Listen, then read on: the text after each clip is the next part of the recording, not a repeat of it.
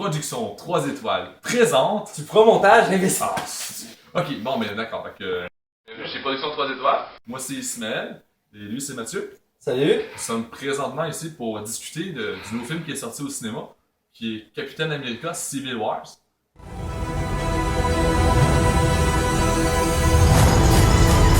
On va commencer par parler de ce qui est global dans le film, qu'est-ce qu'on a le plus apprécié. On va commencer par ce qu'on aime et ce qu'on a moins aimé. Moi, de mon côté, au niveau du sujet du film, j'ai trouvé qu'il y avait beaucoup de scènes d'action.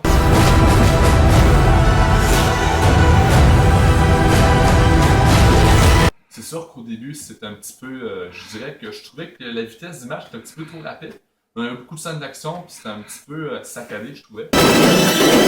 J'ai trouvé que il y avait une belle vision des choses entre être déclaré comme des super-héros ou vouloir justement rester dans le silence de on est des super-héros puis on veut sauver le monde, mais on veut pas être contrôlé par les hauts dirigeants. Donc c'est ça qui se passe un petit peu dans le concept, c'est comme utiliser les super-héros comme une arme, qu'on déciderait d'envoyer sur le terrain. Je trouvais que c'est quand même une belle vision des choses, puis là je sais Mathieu dire un peu ce qu'il en pense. Moi aussi j'ai très apprécié le film. J'étais sceptique à la base parce que j'avais lu les comics en rapport au film, parce que le film est basé sur un comic qui est Civil War. Finalement j'étais très surpris du film, j'ai bien aimé. Du début à la fin il était bien structuré, l'histoire se tenait. Quand ils ont ôté des éléments qui étaient dans le comic qui faisaient la base de l'histoire, que je vais reparler tantôt quand je vais faire une comparaison entre le film et les comics. Mais en fait j'ai bien aimé les scènes d'action, les nouveaux personnages introduits.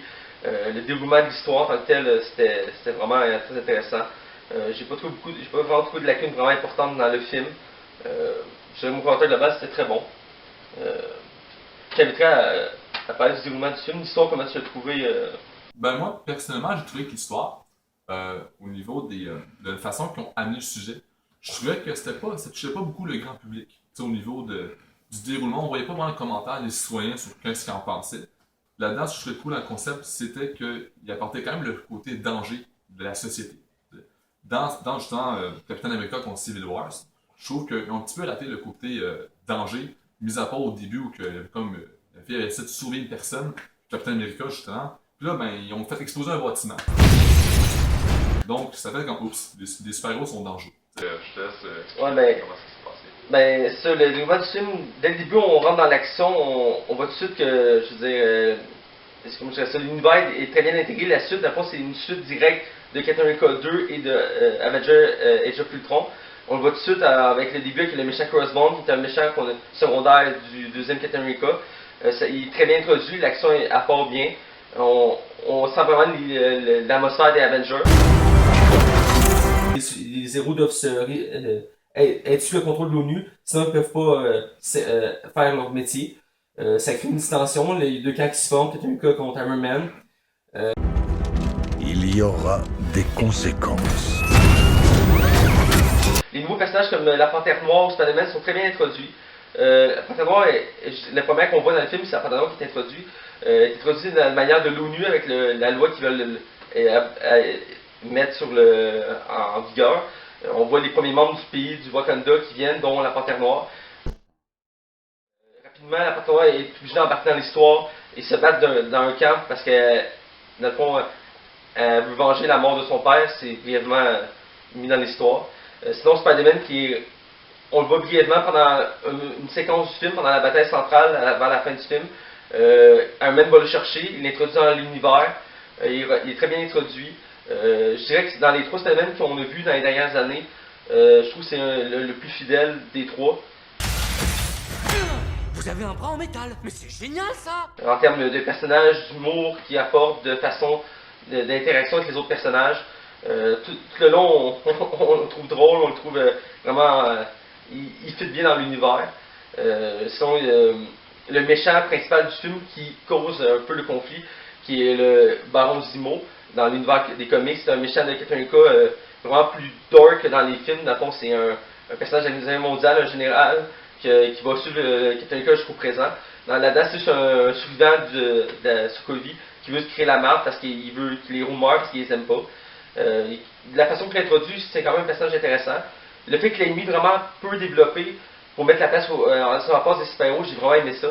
Parce que c'est un film de super-héros contre super-héros, un peu comme il l'a dit. Batman vs Superman, c'est le même principe.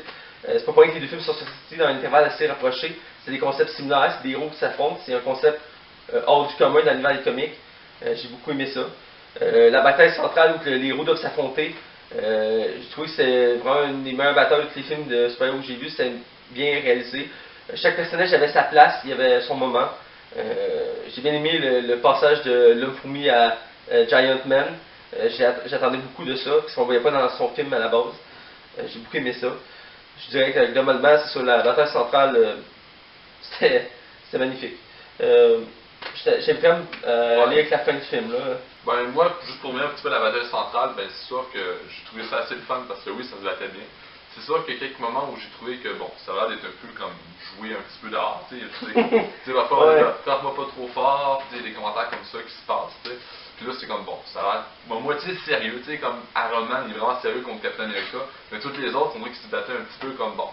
Ça a l'air qu'on est en conflit, tu sais, même s'ils sont amis, c'est comme bon, on va faire comme si on serait pas amis pour l'instant, tu sais. Ouais. Fait que ça laissait un petit peu déplaisant, mais bon, tu sais, c'est quand même fun. Sinon, pour l'immersion de Spider-Man, j'ai vraiment adoré le fait que, ben, tu sais, je t'expliquerai pas la façon qu'il se fait justement ajouter dans le film, là. Mais j'ai vraiment trouvé qu'ils ont vraiment bien accroché le dossier. Spider-Man arrive comme un nouveau héros, genre, puis tu sais, on dirait qu'on a comme peut-être le 1 dans le film, tu sais. Puis, en tout cas, tout ce qu'on a pu connaître de Spider-Man, justement, il a été comme ajouté dans le film, puis bon, ça a pris comme 5-10 minutes de l'ajouter, puis pouf, on connaît sa vie, pas mal qu'est-ce qu'il faisait, puis lui il commence à s'immerser comme un nouveau Avenger, puis il arrive, puis hey, je suis là, puis le premier test. C'est la première fois qu'il arrive, puis il se bat contre des super-héros, puis il est déjà pas mal de haut calibre, tu sais, tout le monde sont comme surpris parce que, ouais, il sait se battre, tu sais, il est hot. Puis il est drôle, il est comique, puis il y a toutes ses interactions, puis ses répliques, puis bon, c'est sûr, il parle beaucoup un petit peu comme je dirais un mélange de Deadpool, là, mais de façon pas trop Ouais, psychopathe. c'est des personnages qui se rapprochent dans ce genre d'humour-là, ils sont connus pour ça. Ouais. Moi, c'est ça. Puis sinon, ben, pour me rapprocher vers la fin, ben, c'est sûr que Iron Man, il apprend beaucoup de choses qui s'est passé dans sa vie qu'on lui aurait cachées. Puis c'est ça qui fait en sorte qu'il vient involontairement plein de rage, plein de colère. Puis c'est là qu'on peut vraiment admirer, en fait, Iron Man se battre à feu, ben, quasiment à feu et à sang. C'est vraiment le cas Ouais, parce que vraiment, là, c'est une scène que ça surprend. C'est parce que souvent, on est habitué dans les films que ça soit quand même assez au public, tu sais, que ce soit grand public, que ce soit pas trop violent, qu'on voit pas trop de sang. Mais dans celle-là, ça devient vraiment plus violent, plus intense, puis ils ont vraiment poussé un peu à bout. Puis bon, si on se met en place des personnages, c'est là qu'on peut comprendre comment il peut avoir des réactions aussi sombres, puis aussi élevées. Pour la bataille finale, moi j'ai trouvé ça vraiment surprenant. Comme il disait, on s'attend pas à ce genre de bagarre-là à la fin.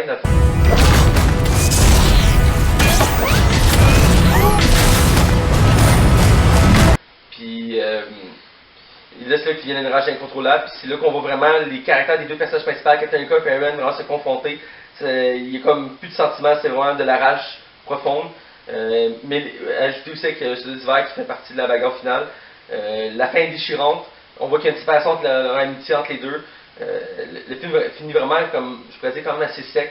Il y a comme une division entre les super-héros. Les gens ont perdu foi en les super-héros. Le monde est vraiment plus sombre. Iron Man, on voit qu'il est comme un peu dépressif. Il a découragé. Captain America ne le voit plus.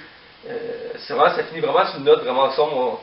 On s'attend à ce que il n'y a jamais un film des super-héros d'Avengers, des Marvel qui finit aussi sombre. Je suis désolé, Tony. Si j'avais le choix, je ferais pas ça. Mais c'est mon ami. Comme je l'étais. T'as-tu un commentaire à dire pour conclure? Ben moi, je dirais que le film, globalement, était bon, comme on aime ça le dire. Ouais, mais il était bon, c'était... Mais c'est sûr que, bon, moi j'ai trouvé que c'était pas trop assez humain rapproché de la civilisation. Tu sais, on dirait que c'était juste une histoire entre les super-héros, puis bon, on essayait de faire le pour puis le contre, de qu'est-ce qui est bon, qu'est-ce qui est pas bon, puis on essaie de faire comme, ben là, écoute, soit qu'on accepte le système, soit qu'on s'y oppose. Puis on dirait qu'il y avait comme pas vraiment de bon choix à faire. C'est ça qui est le problème dans l'histoire. Ouais, ben c'est bien, ouais, j'avoue que... Donc c'est ça qui faisait qu'on savait pas trop si vraiment on était pour Iron Man ou pour Captain America. Donc dans le film, il n'y a pas vraiment de méchant ou de gentil, mis à part un abruti qui essaie juste de vouloir détruire les super-héros en les manipulant. Mais sinon, dans l'histoire, globalement, c'était vraiment très bien. C'est sûr qu'il y a eu quelques attentats que c'était juste pour tuer le père de la panthère. Le problème, c'est qu'il ne peut pas faire comme la BD, évidemment, parce que les droits de Marvel sont divisés en tant de compagnie, que c'est impossible de toutes les ruiner pour l'instant. Parce que dans le fond, Silver, l'origine, c'est introduit à cause des X-Men, qui causent un conflit, qui vont faire exploser une école, ça fait exprès, qui vont tuer 500 élèves innocents. c'est là qu'ils vont commencer à parler d'une loi pour régir, pour structurer les super-héros, pour avoir une structure avec le gouvernement. D'autres personnages, en fait, souvent, ça touche tous les univers de Marvel, donc les 4 Fantastiques, la Panthère Noire, Namor, l'équivalent d'Aquaman, Iron Man, Captain America, tous ces personnages-là sont touchés dans cet univers-là. J'avais peur justement qu'il y ait une différence. La différence que j'ai pu noter, que j'aurais voulu que ce soit un peu différent, mais en même temps, c'est le meilleur choix qu'on peut faire, c'est les équipes. La plupart des personnages qui sont avec Iron Man sont dans l'autre équipe, dans la BD. Et il y a quelques personnages, dont l'homme fourmi qui est censé être dans l'autre équipe. Mais en globalité, c'était le plus structuré qu'il avait pu faire, avec les personnages qu'il y avait sur le coup. C'est sûr que dans la BD, il y a au-dessus de 50 héros qui s'affrontent, incluant quelques méchants dans le passage. Je reste vraiment ça. Comme tantôt, je fais mention du méchant qu'on voit un peu qui cause des problèmes dans le film. Il est très différent du comic. C'est un baron allemand, comme j'ai déjà mentionné. En tant que tel, c'est pas mal ça que je veux dire pour la comparaison entre les deux. Parce que je pourrais aller avec tellement d'éléments que les gens n'accrocheraient pas parce qu'ils le verraient pas avec le film. En tant que tel, le film est tellement différent du comic. Oui, ils ont donné le même nom, mais au final, ils ont pris l'histoire, le squelette de l'histoire, puis on a fait une nouvelle histoire qui s'intègre très bien dans l'univers des films en ce moment. Donc, Captain, vous avez l'air sur vos gardes. J'ai eu une mauvaise journée. Si nous n'acceptons pas certaines limites, nous ne valons pas mieux que nos ennemis. C'est pas comme ça que je vois les choses. J'écraserai bien mon poing sur votre magnifique dentition. Le film est très moderne, il essaie quand même pour le faire, on essaie de s'inspirer des BD, mais ils réussissent beaucoup à rendre ça quand même équitable avec ce que nous autres on est habitués de voir dans les films. T'sais. Donc il y a beaucoup de choses que bon, il n'aurait pas marché pour le grand public, puis on réussit justement à faire beaucoup d'ajustements pour que le film finalement ça tienne bien. T'sais, comme ils mettent pas trop d'éléments, mais ça mélange pas trop les nouvelles personnes qui vont écouter le film. Ils écoutent le film, ils font comme ah ben même si je me souviens pas de l'histoire dans le passé, ah ben c'est pas pire, c'est peut-être me pousser à justement à écouter les autres films. C'est ça qui est le fun, c'est qu'ils mettent des intégrations des personnages, mais ils essaient pas de supposer qu'on sait tout de ce qui se passe. Donc c'est sûr qu'il n'y a pas trop de personnages, puis ils nous laissent tout le temps l'impression qu'on remet en vigueur les nouveaux personnages. Comme je pourrais vous parler de la bande-annonce qui présente justement c'est la fourmi. On ne connaît pas le personnage, on n'a pas vu le film. Ben, moi je l'ai vu, c'est sûr, beaucoup de monde qui l'ont vu. Mais pour ceux qui l'ont pas vu, la fourmi, il arrive et sort de pick-up. C'est comme, ouais, moi je suis la fourmi, je dis, hey, salut, ouais, je connais pas, personne ne le connaît. Ils font comme s'ils ne connaissent pas. Fait qu'on a toute l'impression que personne ne le connaîtrait nécessairement. Parce que pour ceux qui l'ont vu le film, ils le connaissent. Mais pour les autres, on ne le connaît pas.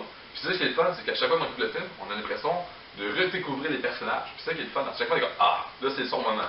Puis là, on est là, puis ah, puis si on le connaît pas, ben tout le monde peut le connaître maintenant, le personnage. Même s'ils n'ont pas vu les autres films, c'est pas grave, c'est pas ça qui est nécessaire. Le film il reste bon, peu importe où qu'on est rendu dans les chapitres des films. Ça reste un bon film, grand public, toujours immersant et toujours intéressant. Je voudrais seulement qu'on envisage toutes les possibilités. Les gens qui te tirent dessus finissent généralement par tirer aussi sur moi. Tu sais ce qui va se passer. Tu comptes vraiment t'en tirer à la force de tes poings. Fait que c'est ça que j'avais à dire. Fait que si vous voulez aller le voir, ben allez l'écouter. Puis évidemment, ben je vous dirais, si vous avez aimé notre vidéo, ben n'hésitez pas à liker puis à partager la page. Puis ça serait gentil de votre part. Fait que je vous souhaite une très belle soirée. et à la prochaine. Et à la prochaine. And cut! Là, tu fais ta vision de Un plan séquence, là. On se bat. Je vais aller avec les scènes dans le générique. Dans le fond, il y a 2 scènes dans le générique. Pour ceux qui n'ont pas vu le film, ça vaut la peine de les voir. La première, c'est une continuité avec Civil War, puis dans le fond, qui introduit le film La Panthère Noire, parce que dans le fond, ça commence que on voit Captain America et Soldier qui sont dans un laboratoire, puis rapidement on comprend que c'est le laboratoire Wakanda dans la ville de La Panthère Noire, puis dans le fond, le Soldier va se faire congeler, parce qu'il réalise qu'il est trop dangereux pour la société, donc il préfère être suspendu en attendant qu'il soit soigné. Captain America, il avertit la Panthère Noire qu'il y a des ennemis pour essayer de venir les chercher, puis ça servait commande. La Panthère Noire dit qu'ils essayent, puis il y a un des zooms sur la jungle à couper le souffle. On voit une statue géante de la Panthère Noire. La scène coupe là, on est bouche bée. La dernière scène est à la fin du générique. On voit Spider-Man qui est revenu chez lui, qui est en train de se soigner, parce qu'après la bagarre, il a été blessé. Puis il parlait avec sa tante. Puis on remarque qu'il y a une montre, puis il l'accroche, puis ça projette quelque chose au plafond. Puis il regarde au plafond, puis on voit le logo de Spider-Man au plafond. Puis ça dit après Spider-Man reviendra. Ce qui est un autre clin d'œil, dans le fond, que le film de Spider-Man aussi est annoncé pour bientôt. 2 scènes vraiment intéressantes. Ça fait longtemps qu'on n'a pas vu des scènes aussi percutantes, à part celle dans L'Homme Fourmi, où on introduit Civil War. J'avais pas vu de scènes aussi percutantes dans le générique. Je pense que ça conclut pas mal globalement. C'était percutant. Ouais, j'ai dit souvent, c'est vrai. Là, sinon, globalement, oui, c'était un bon film, mais je trouvais que au niveau des super-héros, l'interaction, ça tournait un petit peu en bac à sable, un petit peu. Juste vers la fin où que c'est vraiment dérapé, puis ça, c'était bon. Bon, Iron Man, il apprend la vérité sur comment ses parents sont morts, puis ça implique le survie d'hiver dans le fond.